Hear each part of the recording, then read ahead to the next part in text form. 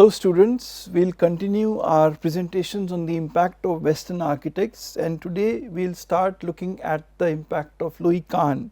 Most of you must be familiar with the very famous work that he did in India, and that is I Am Ahmedabad, and that was the only work that he did in India, but its impact has been very widespread, not only because of the work itself, but because that he was a tremendously important educator, and his lessons were passed on to the young architects who worked alongside him or who had come in association with him. He was born in Estonia and raised in Philadelphia, and he had a classical Beaux-Arts education. Knowledge of classical tradition shaped his architecture all his life, and he was best known for his concern for the use or the nature of materials and how surfaces can be formed to frame light. He had reached his creative peak by the time he arrived in India, and he also learnt much from his Indian experience, just as Corbusier had done, and what he learnt here was also reflected in his final works. Kahn's architectural style, if we were to look at it in a nutshell, can be put in four salient points, and that is, it's notable for its simple forms and compositions, but they are monumental. It is very powerful and massive forms, used of exposed bricks and exposed concrete, and using them he developed modern and monumental facades. So he was, other than Corbusier, he was another architect who gave that kind of monumentality to institutional buildings. He infused international style with a highly personal taste or style, just as Corbusier had done, and there was this poetry of light and exposed materials in his work. For example, if we look at the notable use of simple forms and compositions, then we can look at the Yale University Art Gallery he did in 1953 and the Kimball Art Museum in Texas in 1972. So these are some of the projects that I am listing here, that if you get an opportunity, please do go through them. They are very important with regard to modern architecture. Then if we talk of powerful and massive forms, then we have the National Assembly of Bangladesh, which was from 1961 to 82, and parallelly the project we will be looking at in a little more detail is the I Am Ahmedabad. We also have this beauty in brutalism that we find in his works of the National Assembly of Bangladesh. Then we have the use of exposed bricks and concrete, and using them he developed these modern monumental facades. So we have the example of I Am Ahmedabad, which is an exposed brick, and we have an amazing example of the Salk Institute in California in 1965, which is really one of the very important works of Louis Kahn besides I Am Ahmedabad and the others. So this particular slide actually highlights the beauty in the silence of his work. It has got a very strong central axis in this part of the project, and these various images actually highlight the various the view of the vista that we get in different times of the day. At night when the moon is full, during the evening or in early morning. This is so beautiful that it actually brings out the artist in the work of this architect. It is amazingly put together, as if he could visualize the beauty this project will bring out. And we will again look back, again have a glimpse of this work when we will talk of the Mughal Sheraton in Agra, and that will predominantly be focused at this particular water body, this channel that he has provided throughout, and we will try to see it in two different projects. We will have a look at it when we talk of Sangat, and we will look at it when we talk of Mughal Sheraton. So I am just giving you a kind of a heads up of how this again will reappear as a glimpse in those two different projects. Kahn's architectural style was infused with international style without a doubt, but it had this highly personal taste that Corbusier also had. So when we look at his project, for example, the Exeter Library in the US in 1972, it had this clear-cut identification of the international style, but he gave it this personal twist to it or taste to it, and also the poetry of light and exposed materials continued. So if there is exposed brick on the outside of the Exeter Library, there is exposed concrete or a brutalist touch of concrete on the inside of the library. Now when we try to look at Corbusier in parallel with Kahn, what I find personally is this monumentality and exposed concrete that Corbusier brought in Chandigarh, Kahn brought the same thing in exposed brick in Ahmedabad. And there is a haunting beauty about both works, just as we looked at the Salk Institute, that haunting beauty in that axis that he has provided, or the vista that he has provided in that institute, and both adapted their architecture for India's reality with regard to materials, dependence on human labor, lack of mechanization, and comparatively poor building technology, plus of course climate. And they designed these buildings which have a lasting global stature. Now Corbusier of course was more influential primarily because of the quantity of work that he did in India. He had greater engagement because he did the entire city of Chandigarh along with his team, and he also did the projects in Ahmedabad, whereas Kahn came to India later and did only one project, but he was an educator for several young architects, and these young architects were influential in shaping modern Indian architecture. So the contribution of both Corbusier and Kahn has been immense, along with what we saw of Walter Gropius earlier. Now one of very what you would say a critical conceptual definition that is always linked with Kahn is that of the idea of served and servant spaces. There is a strong formal distinction between these two, whereas servant spaces refer to spaces that serve other spaces like stairwells and corridors and restrooms or any other back of the house function like storage spaces and mechanical rooms, and he highlighted this concept in the Richards Medical Research Lab in the University of Pennsylvania in 1965.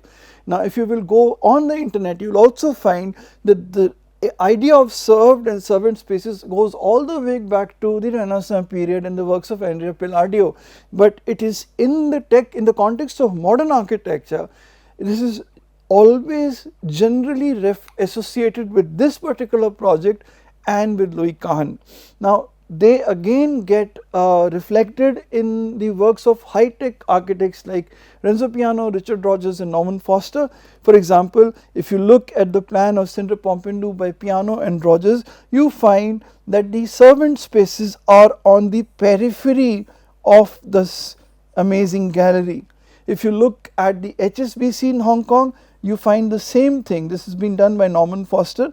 In Lloyd's of London, again you find the same thing, and then again in 88 Wood Street building you find the same thing. These two buildings have been designed by Richard Rogers Partnership.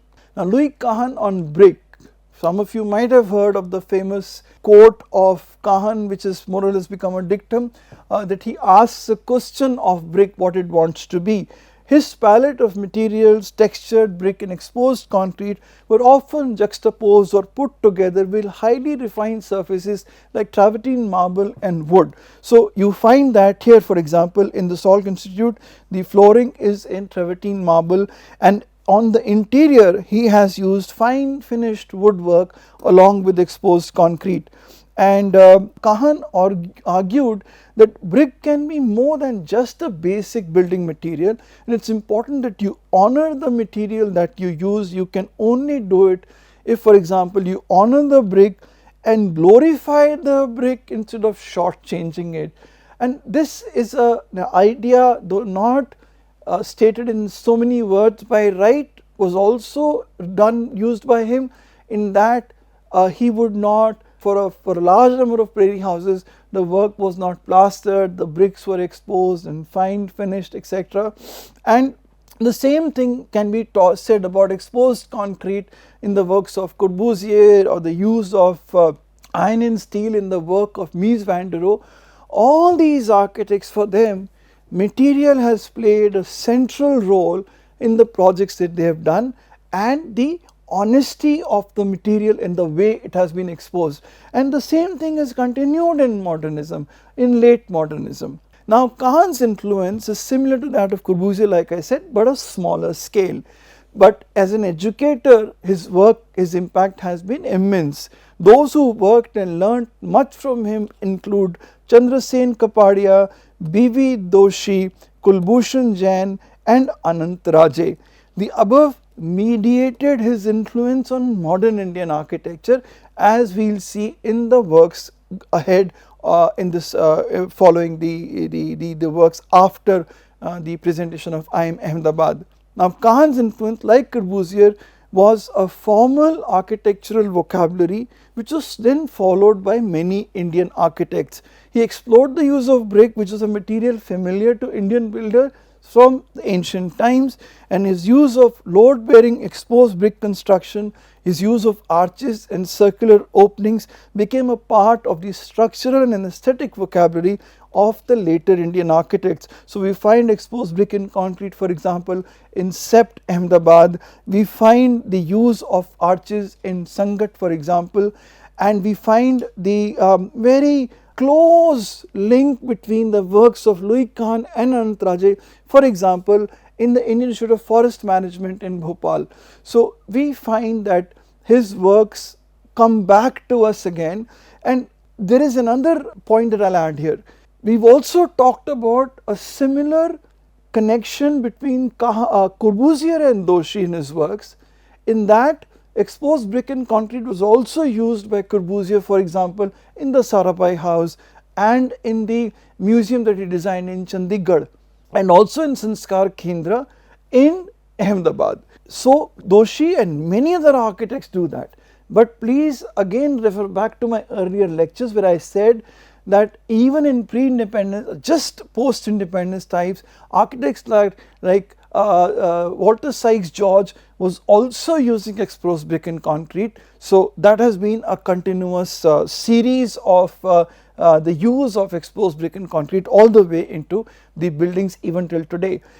Then again, when we talk of arches, we did talk about, or when we talk of arches, and in this case these are vaults, we did talk about the use of the Catalan vault by Corbusier in the Sarabhai house, and how Doshi then started adopting vaults in, for example, the Atira housing, and then he carried on and adapted the vault in the Sangat and the Gandhi Labour Institute. And so there is this connection of arches, vaults in the works of Corbusier and Kahn, and we find the reflection in the works of Doshi and also in the works of Anant Raje and other architects. Therefore, they mediated the influence of both Kahn and Corbusier, and also we find others mediating the influence of Walter Gropius in later works or the works of modern Indian architecture. 1962, he was invited to India to design I Am Ahmedabad. So now there is a 10-year gap from the start or the invitation to Corbusier to design Chandigarh, which was in 52, to Kahn coming in 62. In the 1950s, Chandigarh was done, 60s I Am Ahmedabad was done. So this influential architectural intervention from abroad. Like Corbusier and other foreign builders through Indian history, Kahn's work in the subcontinent resulted in significant evolution in his own design thought. So that has always been a consistent trend, whether it was the coming in of Islamic architecture in India and morphing into Mughal architecture, which was more a combination of Islamic architectural thought and traditional Indian Hindu architectural thought and other symbolisms that came in. And then later on the same thing happens in colonial architecture when we see Indo-Saracenic architecture and other developments, even the use of traditional Indian elements in neoclassical works of Lutyens and Baker. And then we find that these Western architects come to India and adapt their architecture to India, but they go beyond that. They take these lessons and they go ahead from there. Now the choice of bringing Kahn to India, it was Doshi who believed that Kahn would be able to envision a new modern management school that was needed in India.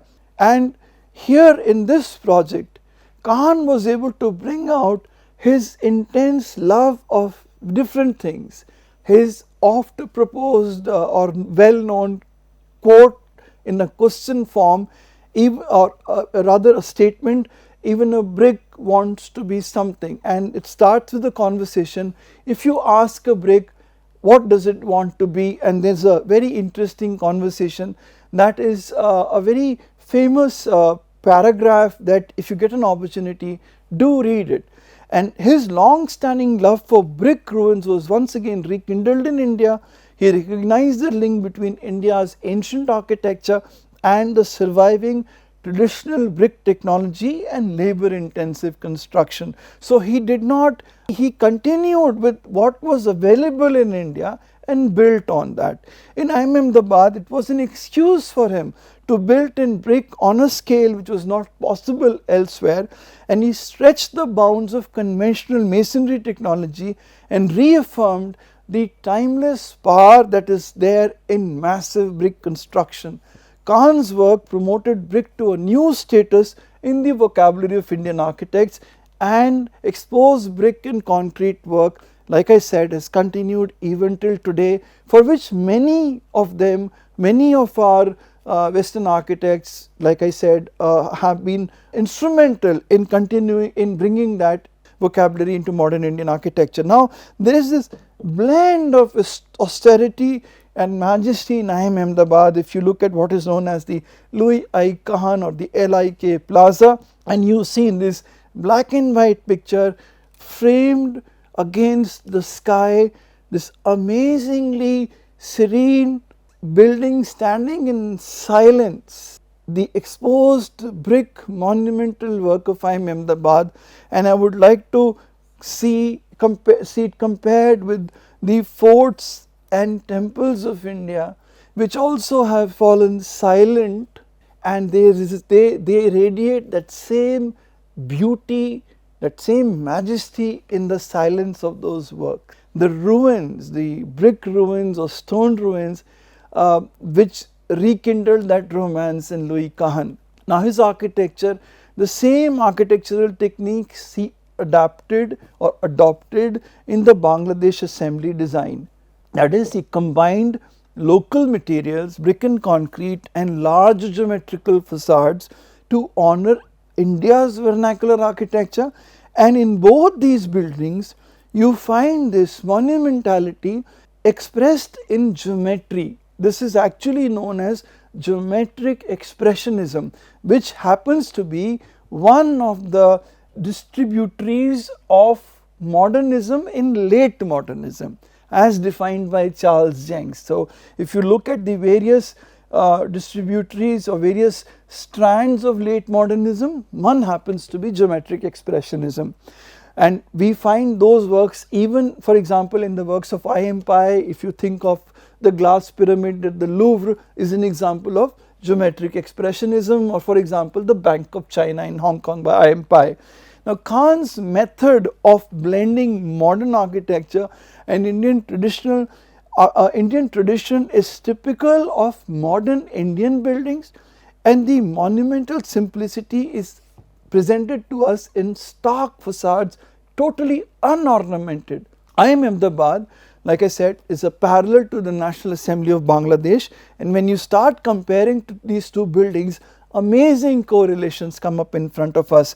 Both of them have facades with large geometrical openings, and both of them have a play of light and shade. So all these different pictures, these are this is two images of the National Assembly, and this is the two images of Ahmedabad versus the National Assembly. So geometric expression, light and shade, monumentality, large geometrical openings in both these works in the Indian subcontinent. Two amazing buildings in the final years of Kahn happening in the Indian subcontinent. This is Ahmedabad is spread over 67 acres of lush greenery. As you can see in this aerial view, it is completely surrounded by greens, and greens all around it, except for the plaza, which is devoid of trees, and you have the green landscape. Now the complete campus now is the old campus, which was done by Louis I. Kahn, and added on by Anant Raje, which we will look at, and the new campus which has been done by Vimal Patel. So here we have, so this is the old campus, this part, this is 67 acres, and this is the new campus which we look at. And now the academic concept, and we will come back to the site plan again. Kahn's view was that the method of the education system is no longer to only focus on the classroom as the center of academic thought.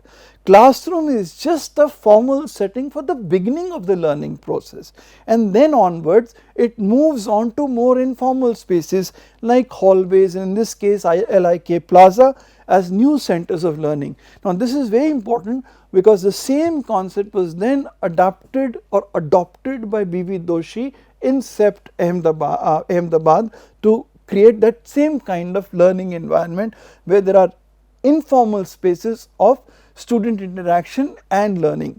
Now the conceptual thinking of educational practice which he brought out is that education is a collaborative cross-disciplinary effort which is occurring both within and outside the classroom.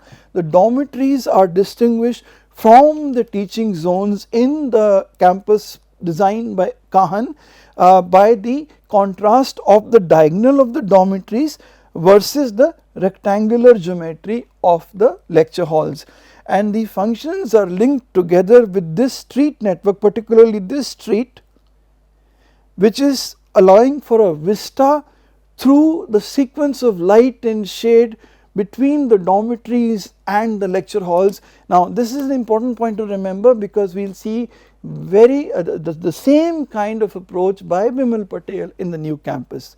Now in the planning concept, if we look at the overall plan, then it is very similar to the segregation of various facilities done by Corbusier and his team in Chandigarh. For example, here we have the institutional area, this institutional area which is akin to the Capitol complex in Chandigarh, and this has the dormitories, the library and the classrooms, the faculty wings, the auditorium, and the LIK Plaza being at the center of it.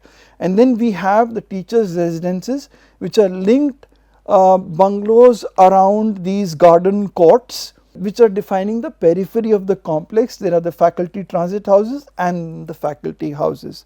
Now when we talk of the institution itself, it is divided into three parts. There is the library, there is the faculty offices on this side of the faculty wings, then there are the classrooms or the lecture theatres, all housed around the LIK Plaza.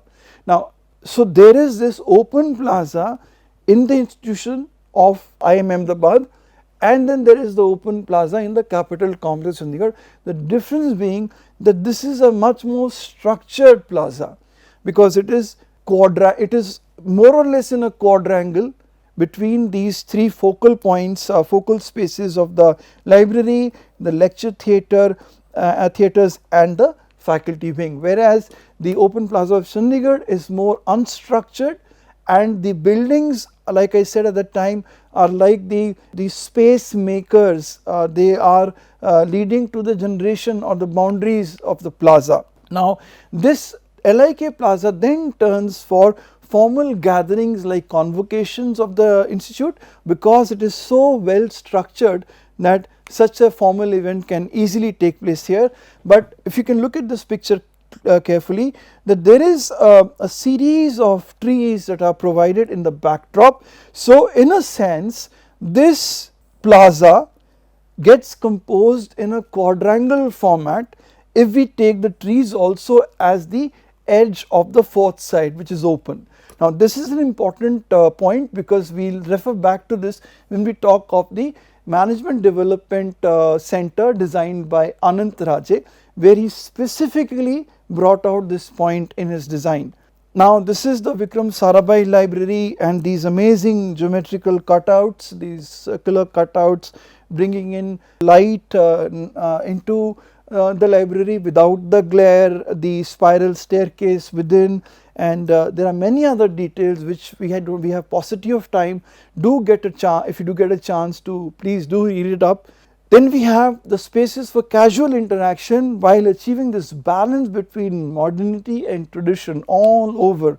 We have various spaces which are created within the campus where students can informally get to interact with each other, as for example when they pass by each other or when they get an opportunity to have an informal interaction with each other. So there are these amphitheater like classrooms, there are these broad airy corridors, there are these corridors where you have the light coming in, diffuse light coming in, and there is hardly a point in the interiors of IIM Ahmedabad where there is any glare coming in. All the light coming in is generally diffused as it enters into the interiors, and this is an example of the transition spaces. Now the climatic design.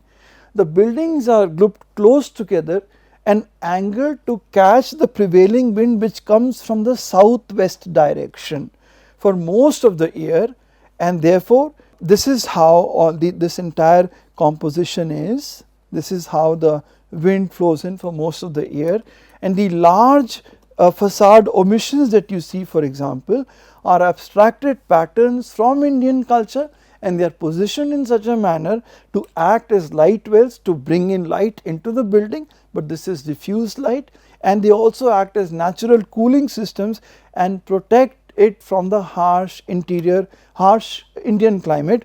And again we are looking at this example that we have seen earlier in the Indian Institute of Indology, the work of B.B. Doshi, how traditional Indian architecture has been a kind of a inspiration in trying to bring in this kind of diffuse light and natural cooling. Now the porous geometric facades that you see all over the campus filter in this light and ventilation. The porosity also allows for creation of new spaces for gathering for the students and faculty to come together, and you find these deep shaded areas all over the campus. So this is an example of the porosity and the various geometrical shapes that are used to generate this kind of a porous facade. So the three things that play into the building, which is like one of the core ideas of late modernism: space, geometry and light. There in modernism, carried on into late modernism. So Kahn's preoccupation with silence and light gave form and order to his buildings. His search for that order culminated in this layered assemblage of buildings of brick and concrete walls, which help in moderating the harsh climate. So for example, if you look at this entry to the library itself, so there is a kind of a layered assemblage. You are not just jumping into the library straight away, you are passing through a kind of a layering of walls to enter within the library. Then if you go back again, you find the same layering in this porous facades. You find the layering, for example, here where you have this and then you have the corridor within. So these kind of so-called layered barriers, this kind of an assembly is created to moderate the climate. Now the monumental facade in IIM Ahmedabad is on a human scale, because within the monumental, at one point when you look at the building it appears monumental, but when you look at the building closely you find that in that monumentality, next to it there are a series of floors within it. So if you are entering the library, for example, from the rear staircase here, which is diagonally placed, it gives you this monumentality, but right next to it, when you look at the faculty wings, you find that it is a series of floors. So there is a monumentality, but immediately next to it is a reflection of the human scale. This is arches and openings in the brickwork, and there is, like I said, geometric expressionism, which is also said to have been derived from Islamic prototypes, which was something that impacted Kahn. So when you look at these emblematic squares and circles and semicircles, and for example you look at this Islamic motif, you find that these geometries are from Kahn's predisposition to Islamic prototypes. So his contribution, his design transformed the way modern architecture establishes itself in one's culture, because his work is not just an example of modernism, it is also an example of placing modernism in a particular cultural context, that being India in this case.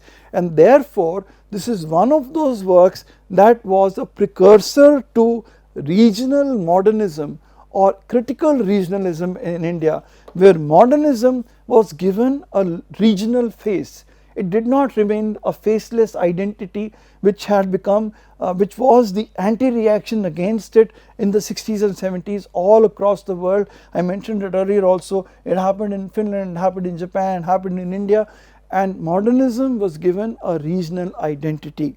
So we will stop here and we will begin the next session by talking about the Indian architects who were influenced by Kahn, and we see that influence in their works. Thank you.